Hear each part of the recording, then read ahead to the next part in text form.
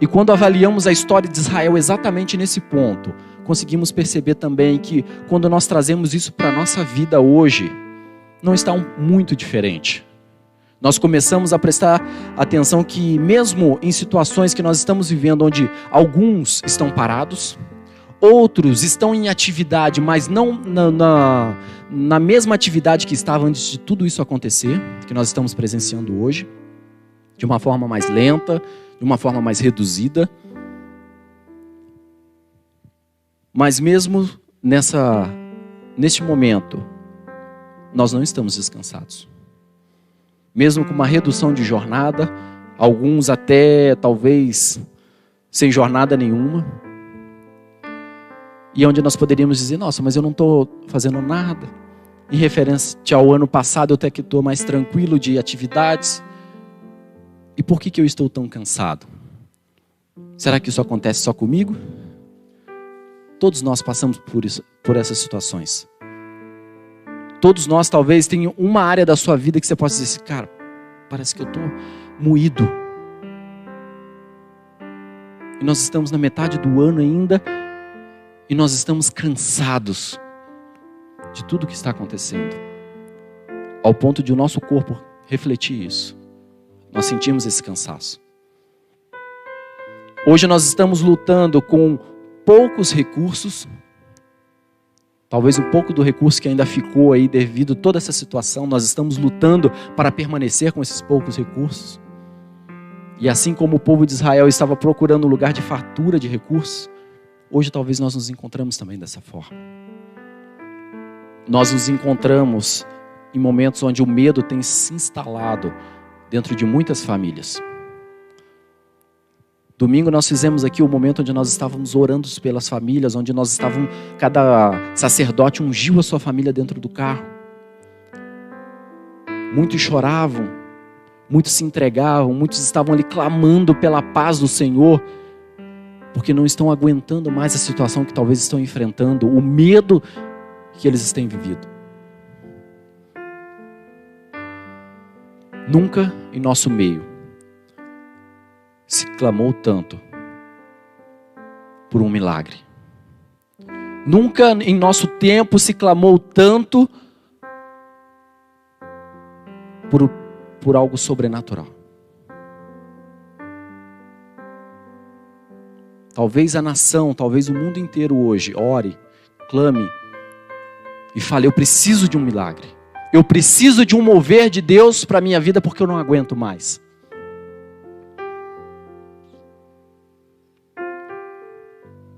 E chega a ser até ridículo perguntar.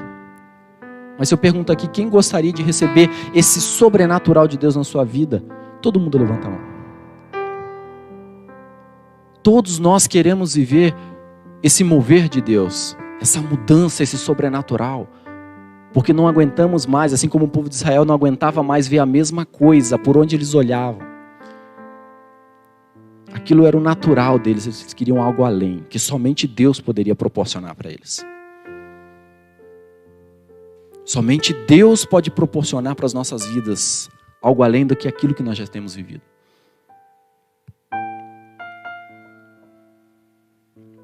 Mas a pergunta que nós temos que fazer, ou às vezes nós fazemos, será que Deus, Ele sabe que eu preciso desse milagre?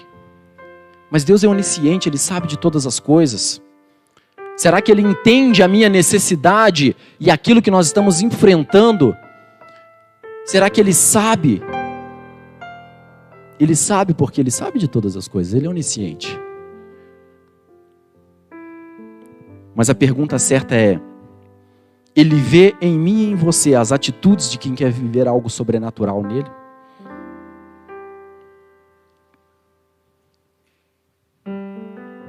Existem em nós atitudes de pessoas que querem realmente romper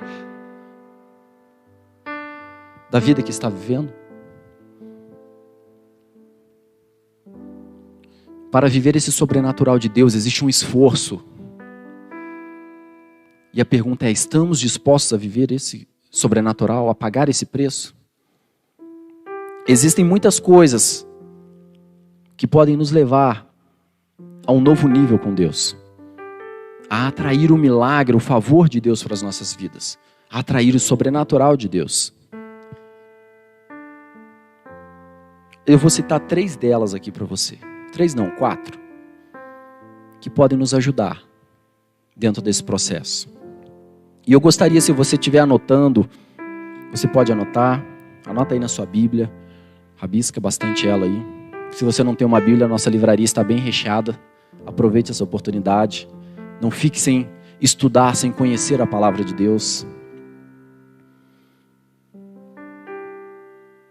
Ali em Deuteronômio, capítulo 9, no verso 1, Moisés diz assim: Então Moisés comunicou ao povo: Ouve, ó Israel. Verso 2: Tu conheces e tens ouvido a fama dos anaquins, um povo muito alto e forte, filho dos gigantes, sobre os quais se diz: Quem poderá resistir diante dos filhos dos gigantes? O primeiro ponto que pode nos ajudar a atrair esse sobrenatural de Deus, a entrar no novo de Deus, é colocar os meus ouvidos na coisa certa. O verso 2, Moisés diz assim: Ouve, ó Israel. Não é algo muito difícil, mas quando você começa a conhecer a palavra de Deus, principalmente ali no Antigo Testamento, você vai ver muito isso. Ouve, ó Israel.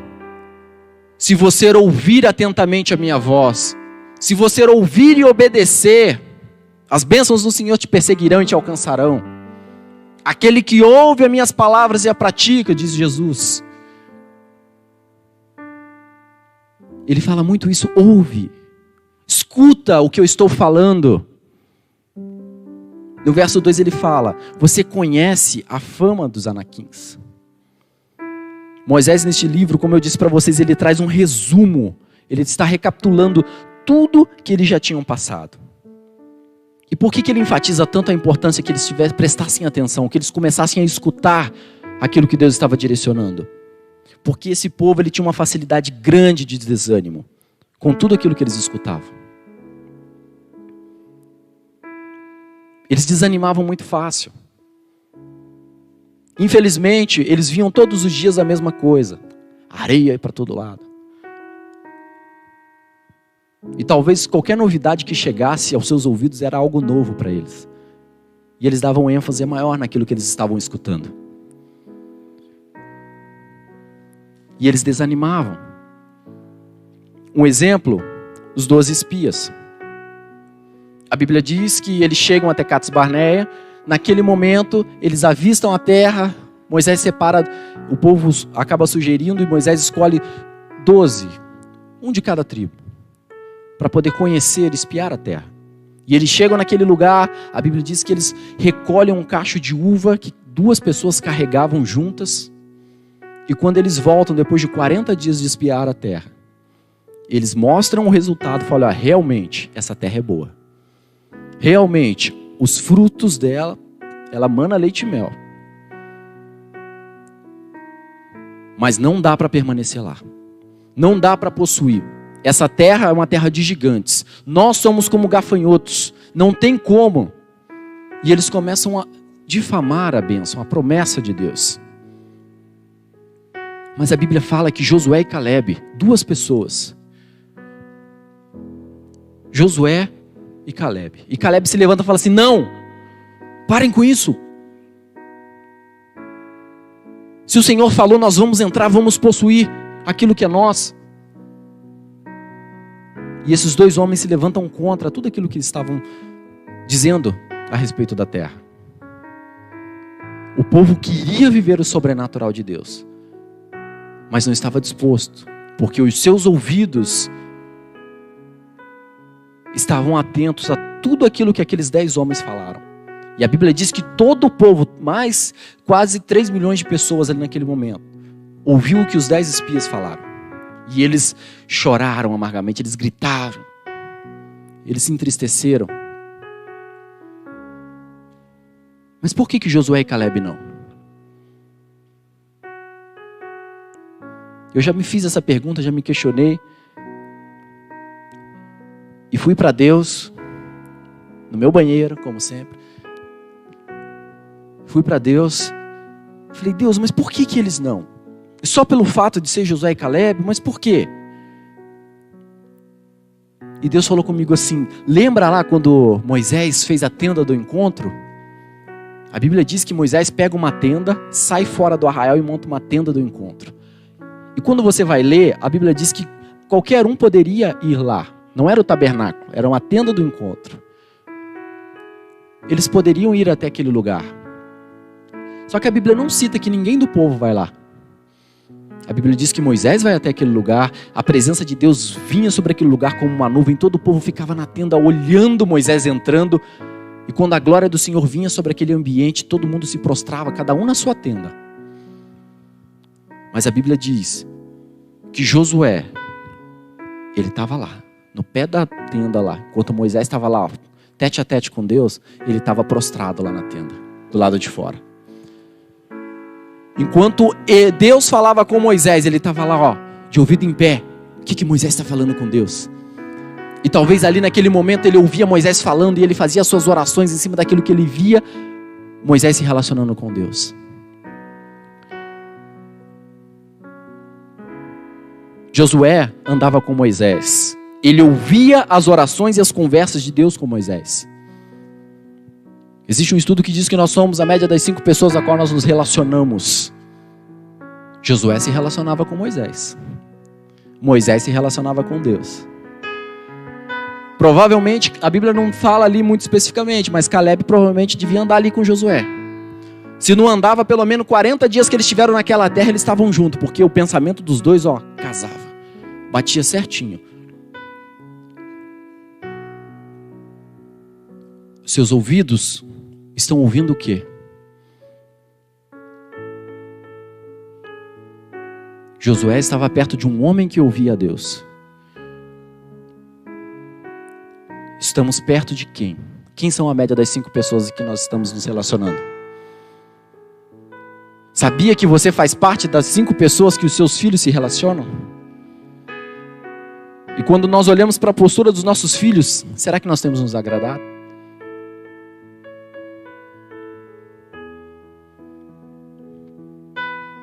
Nós temos que começar a entender a importância das pessoas a qual nós estamos caminhando. Porque se você caminha com determinadas pessoas, você está ouvindo e absorvendo e praticando a mesma coisa que essas pessoas estão praticando. A diferença é que 10 simplesmente conviviam juntos, mas provavelmente dos 10 ninguém se relacionava com Deus. Ninguém se preocupava em ter uma intimidade com Deus. Mas Josué e Caleb caminhavam com um cara que era amigo de Deus. Quais são os amigos que nós temos colocado dentro da nossa casa? Que nós temos compartilhado as nossas experiências? Eles têm minado o seu coração? Ou eles têm te levado para mais perto de Deus? Eles têm minado o seu coração ou têm feito você acreditar no sobrenatural de Deus para a sua vida? Ainda que todo mundo se levante e fale, não dá. Não é nosso.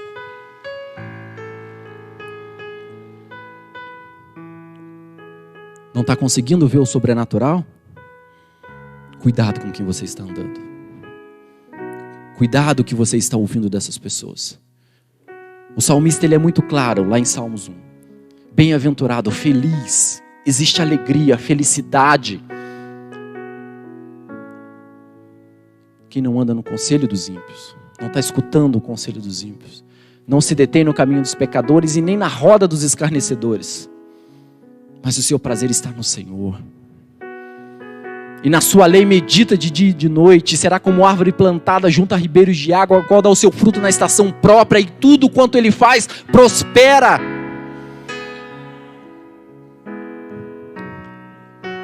Quem nós estamos ouvindo? Nós estamos nas rodas dos escarnecedores? Será que nós estamos ouvindo o conselho dos ímpios? Estamos ouvindo o conselho daqueles que não têm, talvez, pagado o preço de estar na porta da tenda, pelo menos para sentir o cheirinho da presença?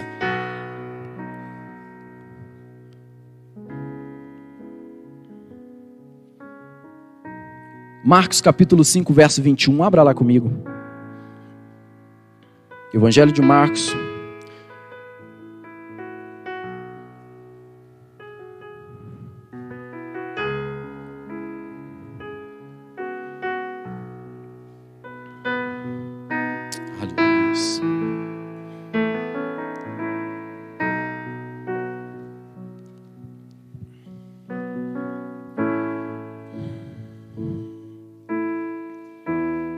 Evangelho de Marcos, capítulo 5, verso 22. Desculpa.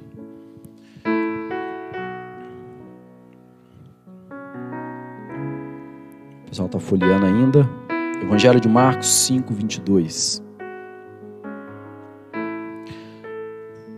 Diz assim: foi quando chegou ali um dos dirigentes da sinagoga local, um homem importante chamado Jairo.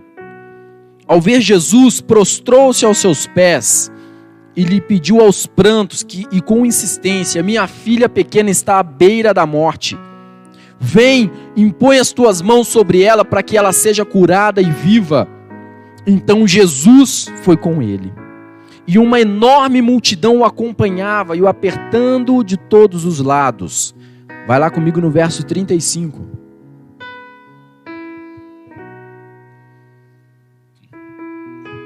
Enquanto Jesus ainda estava falando, chegaram algumas pessoas vindas da casa de Jairo, o dirigente da sinagoga, a quem informaram: a tua filha já está morta. Não adianta mais incomodar o mestre. Mas Jesus não deu atenção àquelas notícias e, voltando-se para o dirigente da sinagoga, o encorajou: não tenha medo. Tão somente continue crendo. E ordenou que ninguém o acompanhasse, a não ser Pedro, Tiago, João e o irmão de Tiago. E assim que chegaram à casa do dirigente da sinagoga, Jesus observou a grande agitação, com muitas pessoas consternadas e chorando e se lamentando em alta voz.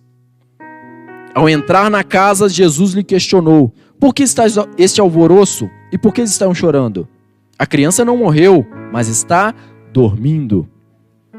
E todos ali menosprezaram o juízo feito por Jesus.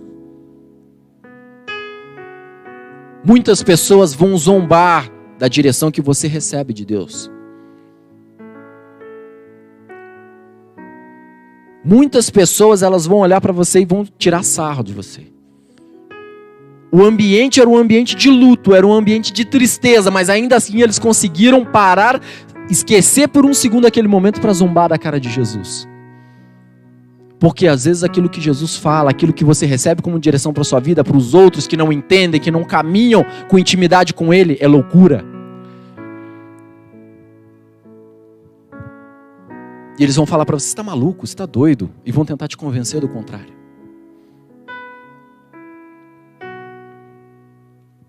Verso 40. Contudo, mandou que saíssem e chamou para perto de si o pai e a mãe da criança, bem como os discípulos que estavam em sua companhia, e adentrou o recinto onde jazia a criança. Então, pegando na mão da menina, ordenou: Talita cumi, que significa filhinha, eu te ordeno, levanta-te. E no mesmo instante, a menina tinha 12 anos de idade, ergueu-se do seu leito e começou a andar diante disso, e todos ficaram assombrados. É isso que a manifestação, o sobrenatural de Deus tem que começar a gerar nas vidas das pessoas lá fora que não entendem. Elas vão ficar assombradas, porque elas não entendem como que isso pode acontecer na minha e na sua vida. Quando eu e você decidimos deixar os 10 de lado e prestar atenção naqueles que parecem malucos, porque diante do povo Josué e Caleb era maluco. Você não viu o tamanho do cara que estava lá? Era gigante. A gente parecia gafanhoto. E você está falando que a gente tem que entrar lá e possuir a terra, que nós vamos conseguir? Eles ficam aterrorizados. É isso que vai acontecer com as pessoas que caminham perto de você. Quando elas virem a manifestação de Deus na sua vida, elas vão ficar assombradas. E depois elas vão querer o que você tem.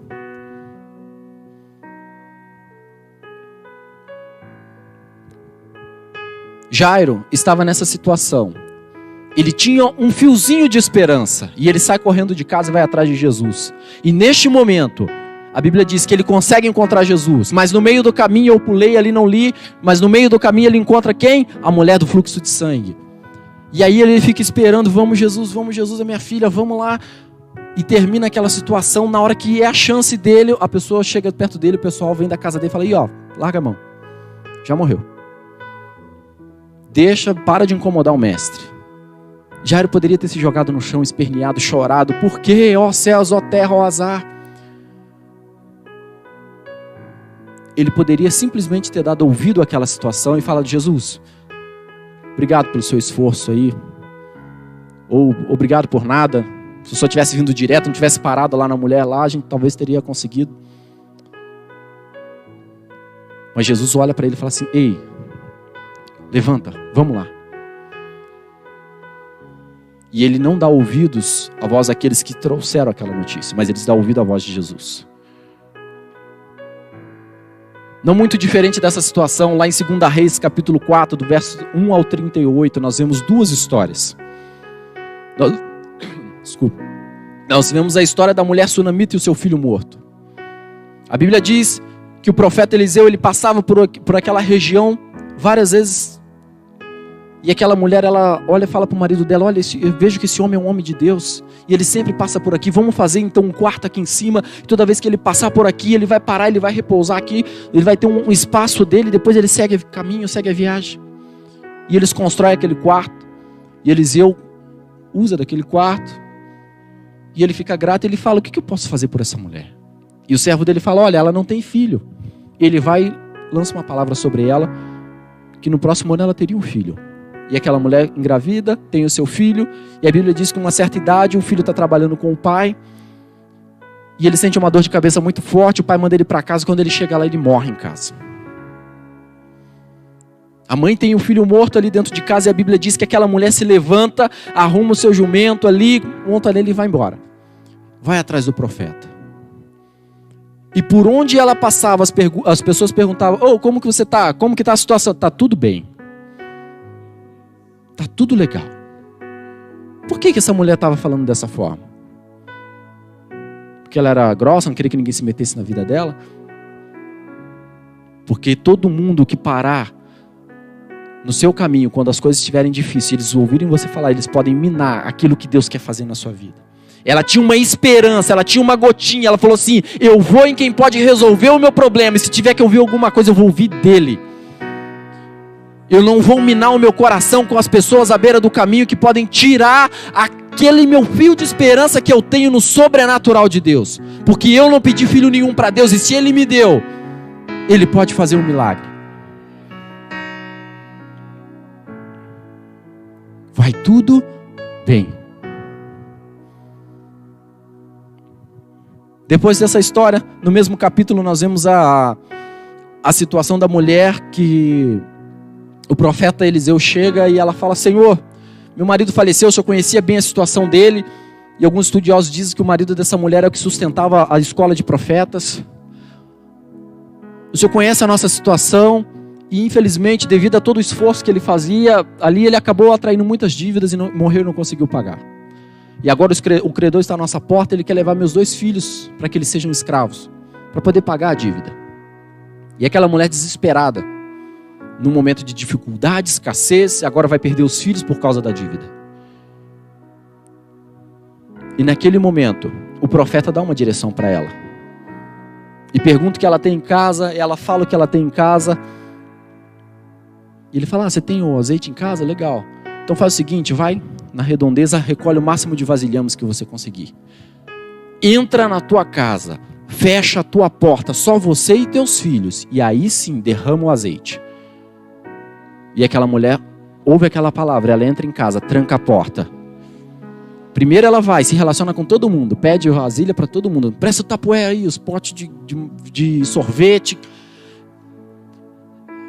margarina, está lá no congelador. Ela pega todo aquele monte de pote e vai para casa. Só que ela não chama ninguém com ela. O profeta foi bem claro, fecha a porta. Porque ninguém precisa ver o processo que você vai passar para viver o milagre de Deus na sua vida, para viver a provisão e o sustento que só Ele pode gerar. Porque quem está lá fora, ela pode até te ajudar a conquistar isso. Ela pode te emprestar a vasilha, mas ela não está preparada talvez para entender o processo que você vai passar. Fecha a tua porta. Não dê ouvidos àquilo que as pessoas vão falar. O apóstolo Paulo, lá em 2 Timóteo, capítulo 5, verso 16, ele diz: evita, pois, as conversas inúteis e profanas, porquanto os que agem assim promovem ainda mais a impiedade, e tais palavras se alastrarão como um câncer. Tem pessoas que estão sendo corroídas, estão sendo comidas vivas por dentro, por causa das coisas que as pessoas estão falando para ela, que estão aqui, ó, nos ouvidos. Cuidado aonde você tem colocado os seus ouvidos. Coloque os seus ouvidos na coisa certa. Eu quero viver o sobrenatural de Deus.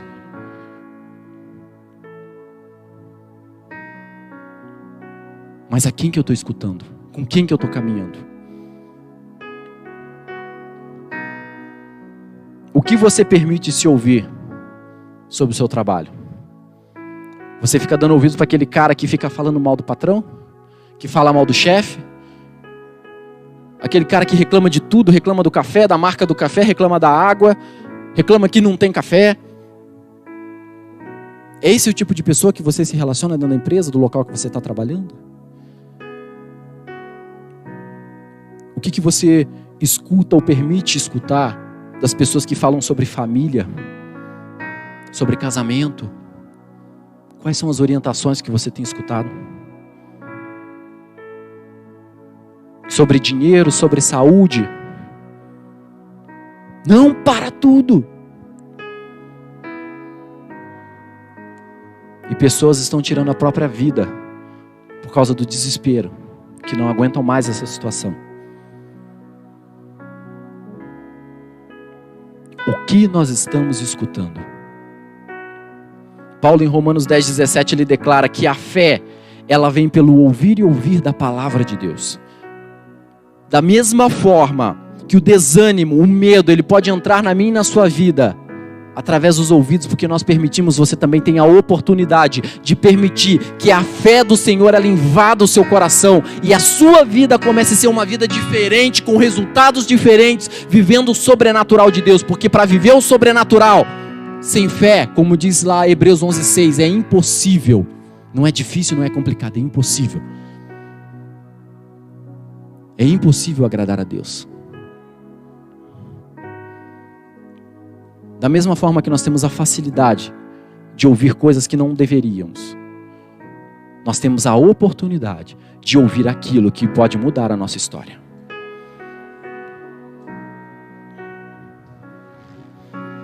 Segundo ponto, se você está anotando, primeiro ponto, coloque seus ouvidos na coisa certa. Segundo ponto, Deus vai na frente. Anota lá. Deuteronômio capítulo 9 ainda, vamos lá. Agora no verso 3.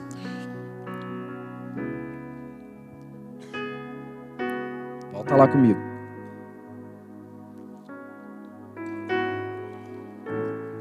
Deuteronômio 9:3. Diz assim: contudo comprovarás no dia de hoje, não é amanhã, não é depois, não é semana que vem, é hoje. Fala pro teu irmão mesmo distante aí, é hoje. É hoje. Contudo comprovarás no dia de hoje que o Senhor teu Deus vai atravessar a tua frente como um fogo devorador. O Senhor, ele vai na tua frente. Neste momento o povo está diante do Jordão, ele está prestes a atravessar. Nós estamos para ver o povo atravessar o Jordão. E Moisés para ali com aquele povo antes e fala assim, olha, e ele começa a dar essas instruções. E ele começa a instruir o povo, porque antes do sucesso tem que vir a instrução. Aquele povo já era certo a conquista daquela terra. Eles estavam ali, ó, só entrar. E ele para tudo e ele começa a voltar lá atrás, recapitulando. Lembre disso, lembre daquilo. Lembre do que Deus fez. Muitas pessoas estão desanimando porque ela não consegue lembrar daquilo que Deus já fez. E Moisés começa a trabalhar, e ele começa a mostrar novamente os pecados que eles cometeram. E começa a dar instrução, porque o sucesso, a conquista, o sobrenatural, quando você está prestes, você tem que estar atento, porque isso pode te derrubar lá na frente. Então ele tem que vir com uma instrução, com uma direção. Obrigado, Márcio. E Moisés, ele dá essa instrução. Ele diz: no dia de hoje você vai comprovar que o Senhor Deus vai atravessar a sua frente, como um fogo devorador. O Jordão, nesse momento aqui, ele era a divisa daquilo que eles iriam viver. O Jordão, ele representa neste momento o lugar de parada, de reflexão. Ele representa o arrependimento, aquilo que vai ficar naquele lugar, para que do outro lado saia uma nova pessoa.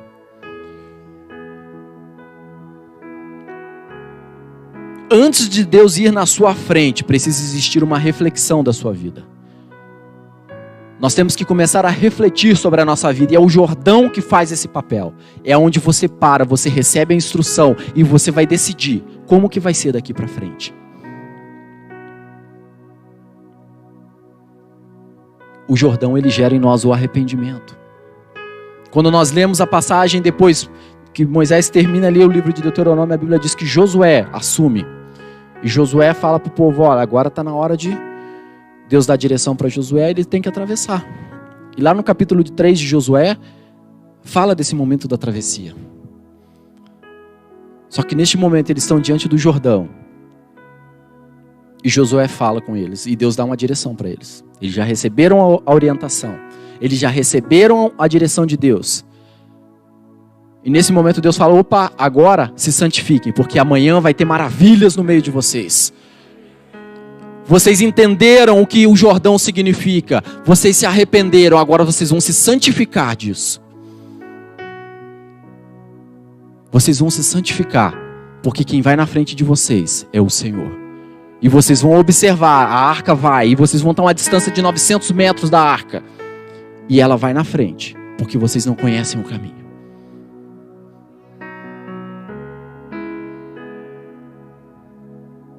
O Jordão, ele é o momento onde nós vamos entender, refletir, nos arrepender e nos santificar. Para o novo de Deus, para aquilo que Deus quer fazer, para aquilo que Deus quer te levantar, para mudar a história da sua vida.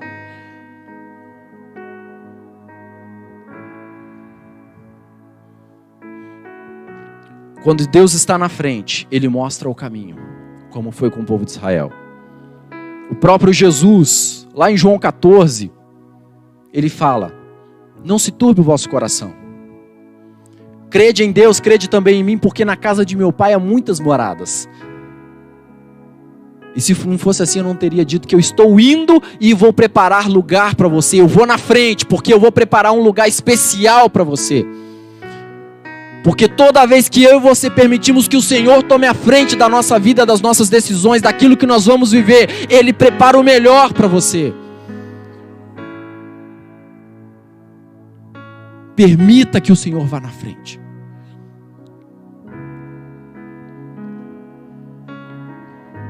No mesmo capítulo, os discípulos perguntam: mas Senhor, mas qual que é o caminho? E Ele fala, ele tem aquele diálogo ali com ele: mas como assim você não conhece? Está todo esse tempo comigo? Aí Ele fala: eu sou o caminho, eu sou a verdade, eu sou a vida. Está com dificuldade de encontrar o caminho? Deixa Ele na frente.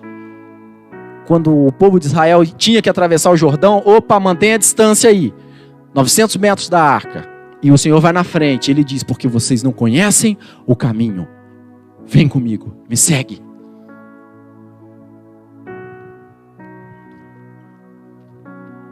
Quando Deus está na frente, Ele aniquila o que te causa medo e desespero.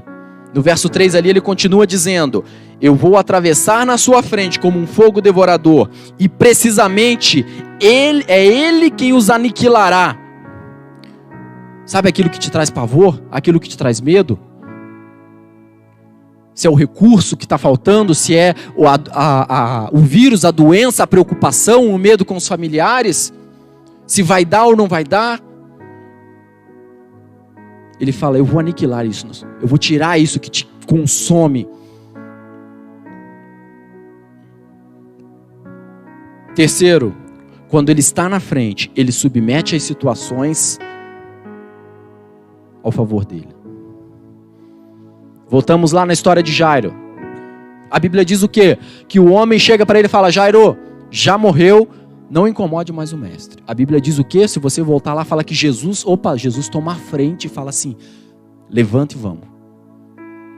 E quando chega na casa dele, aquela multidão de gente ali, e ele fala, o povo zomba dele, ele faz o quê? Ele toma a frente de novo. Sai todo mundo.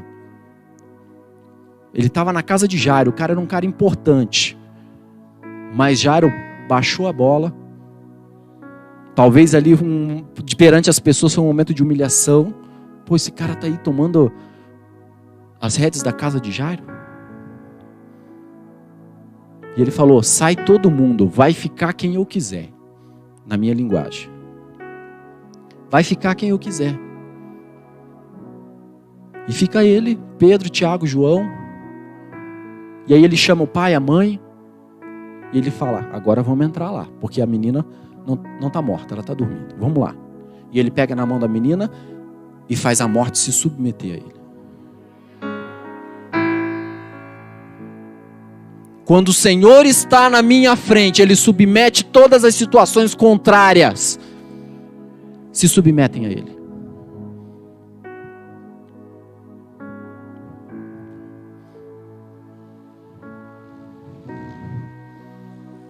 Um exemplo claro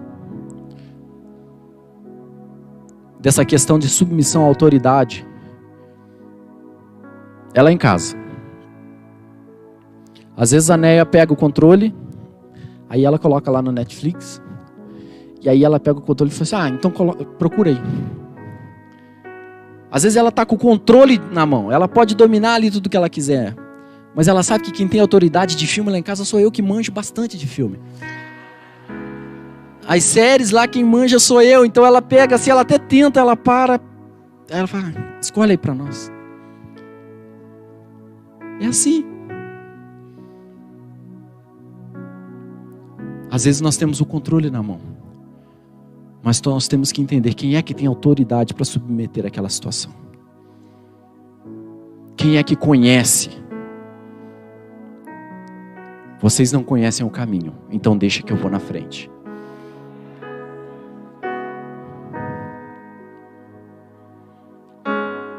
Fala igual o pastor Márcio, Jesus, meu horário. Você já se perguntou o que eu não tenho deixado Deus tomar a frente na minha vida? Já se fez essa pergunta alguma vez? Já se fez essa pergunta, o que eu preciso me arrepender para que o Senhor possa tomar a frente? Que também tem essa diferença. Será que se houvesse arrependimento no Jordão, Deus tinha tomado a frente daquele povo?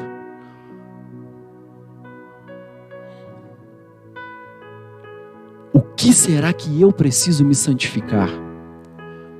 Isso aqui tinha que ser constante todos os dias. Acordei de manhã, Deus, ao final do dia, o que eu preciso me santificar? Se faz tempo que eu não vejo o sobrenatural, talvez é porque eu estou correndo na frente, achando que a minha força pode fazer alguma coisa.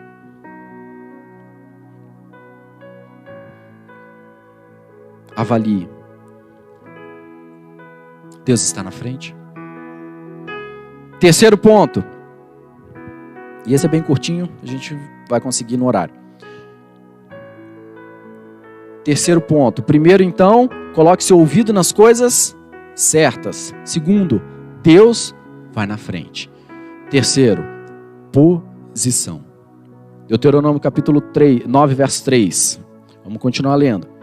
Contudo, comprovarás no dia de hoje que o Senhor teu Deus atravessará a tua frente com um fogo devorador, e precisamente Ele é quem os aniquilará, e é Ele que os submeterá a ti, ó Israel. Portanto, tu os expulsarás, e rapidamente os fará perecer de acordo com as instruções do Senhor. chega um momento dentro do processo de conquista que nós temos que assumir a nossa responsabilidade e colocar os inimigos para fora. Aleluia. É hora da responsabilidade. Mas isso só é possível de acordo com as instruções do Senhor. Ele diz aqui, você é que vai expulsar. Eu vou na tua frente. Eu vou aniquilar esse povo. Eu vou fazer eles se submeterem a você. Mas quem expulsa é você. A tua parte você vai ter que fazer. A sua responsabilidade você vai ter que tomar.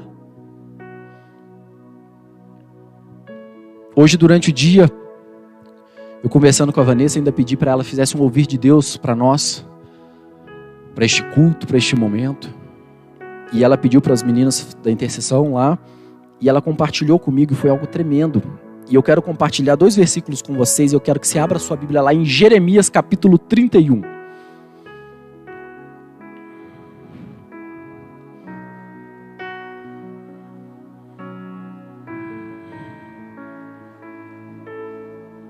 Jeremias capítulo 31. Verso 33. Vou focar só em 2 versos, 33 e 34. Depois você lê em casa o restante.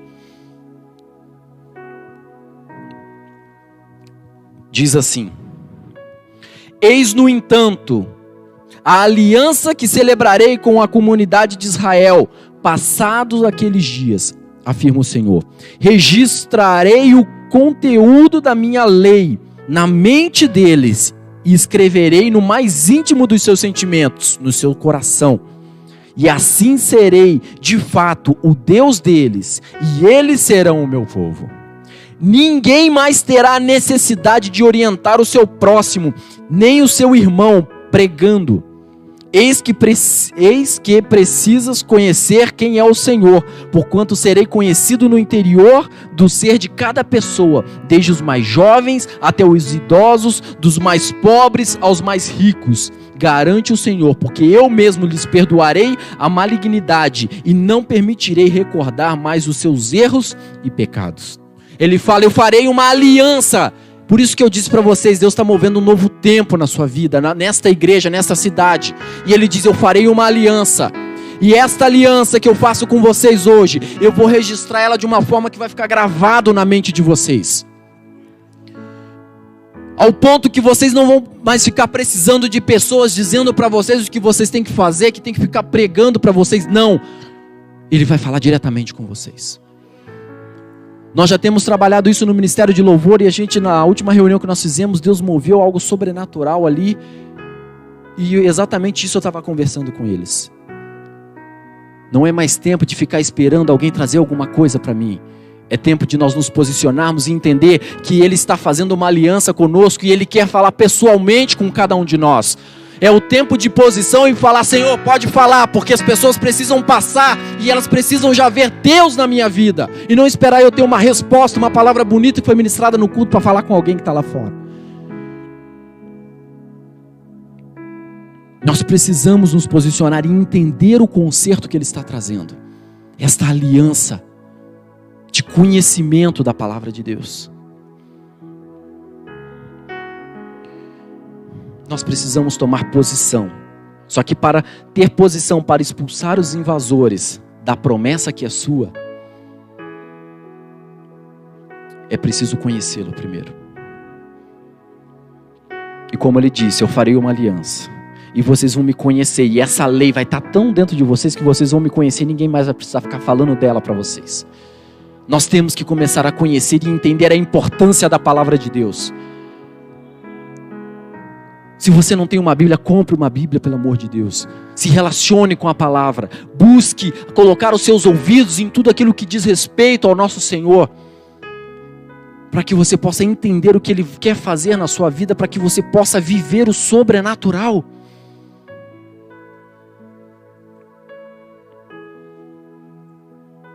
Posição é nossa responsabilidade, temos que tomar posição. 4º e último ponto, para encerrar. Gratidão. Deuteronômio, lá ainda, Deuteronômio capítulo 9, verso 4, ele diz assim: quando o Eterno, teu Deus, os tiver removido da sua presença, não permita que o teu coração te digas: ora, o Senhor me conduziu a esta terra para herdá-la e dela tomar posse por causa da minha justiça, porque eu sou bom, eu sou justo, eu sou bonzinho, eu sou o reteté de Jeová. Ele não pense que é por causa disso, porque não é. E ele diz: não. Pelo contrário, é por causa da própria maldade desta nação que o Senhor vai expulsá-las diante da sua presença e vocês vão herdá-la. Seja grato a Deus. Infelizmente, uma geração morreu no deserto. Imagine que maravilhoso aquele povo que acabou de sair do Egito entrasse naquela terra prometida. Infelizmente, só os filhos entraram. Todos morreram no deserto, porque não eram gratos a Deus. Porque quando chegasse lá em Cades Barneia, quando eles mandaram os 12 espias, se eles vissem aquela dificuldade, mas eles lembrassem: espera aí, tem gigante lá, mas Deus abriu o mar e engoliu um exército naquele lugar. Quando eu precisei de comida, Deus me sustentou. Quando a gente precisava de água, eu tinha água para beber. Por que Ele não vai fazer a gente vencer aqueles gigantes? Você viu o tamanho do cacho de uva? Ele falou que manava leite e mel, que tinha fartura, e realmente tem, é verdade. Por que ele ia fazer a gente chegar até aqui para ser destruído? Quando nós trazemos a gratidão de lembrar tudo aquilo que Deus fez e agradecer a Ele, nós paramos de perecer no meio da dificuldade. Tem muita gente morrendo no meio do deserto e os outros estão conquistando aquilo que ele deveria conquistar. Seja grato a Deus. Seja agradecido.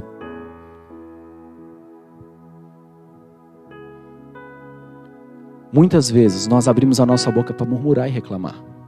Parece que está no DNA do homem, desde lá de trás. Seja grato. Agradeça. Deus, obrigado. Está difícil, está complicado, mas eu tenho certeza que uma coisa você pode achar no meio da dificuldade do seu dia e falar: cara, isso aqui foi Deus. Obrigado, Deus. Obrigado por cada situação. Obrigado até mesmo por essa dificuldade, porque lá na frente, quando chegar uma dificuldade perto de mim, eu já sei dar a volta por cima, porque eu sei que eu aprendi com isso. Seja grato. No capítulo 8 de Deuteronômio, nós vemos o próprio Deus falando para ele assim: ei, eu te levei para o deserto para te humilhar, para te provar, para saber até onde estava o teu coração, para caminhar comigo. Depois que tudo isso passar, até onde você caminhou com Ele? Até a promessa? Até o sobrenatural?